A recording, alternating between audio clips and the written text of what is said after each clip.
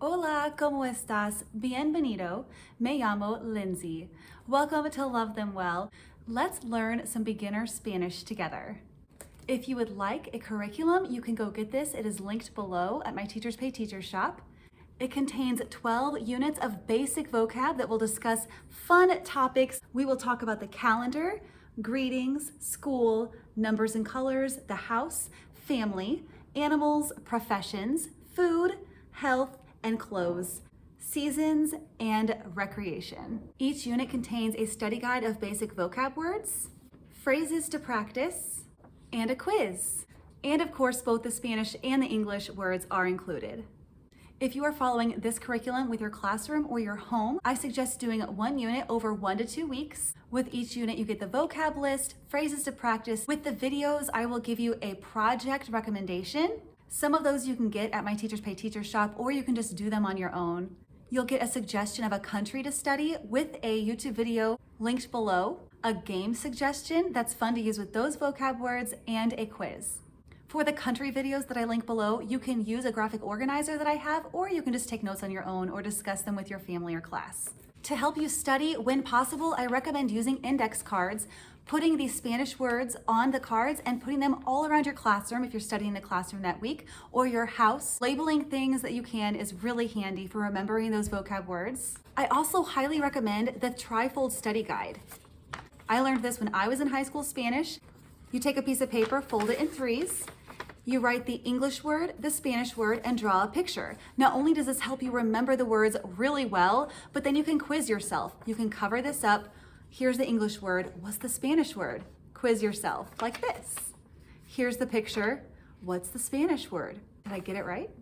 I also recommend practicing phrases around the dinner table with your family or with your class whenever possible. To help remember those phrases or those words, it's also fun to make anchor charts. You can just get a sheet of paper, write everything you know, and put those around your house or your room. If you don't have a Spanish calendar, I do recommend getting one. It's fun to start every lesson off with the calendar because it helps with fluency. Learning Spanish takes practice. If you don't use it, you lose it. It's very true. I always have to be refreshing so that I can remember those words and speaking Spanish as much as I can so that I can better use the language.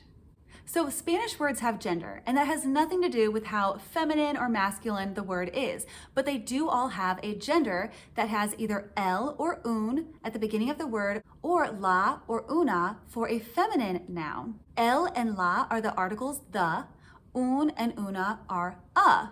Spanish is also fun because they have plural for those words. We don't have a plural form for the, but they do. So theirs is los and las. It's important to learn those genders along with the vocab words because you need them when you're working with adjectives and adverbs. I actually think Spanish makes a lot more sense than English when it comes to the way that we use nouns and adjectives and adverbs.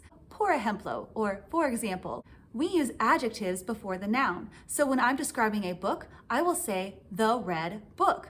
But in Spanish, the adjective comes after the noun, so you say the book read. And why this makes more sense to me is that before we even start describing the word, we're telling you what the word is in Spanish. But in English, I could give this long description of a noun, but you don't know what I'm describing until I get to the end. The beautiful, serene, lovely sunset.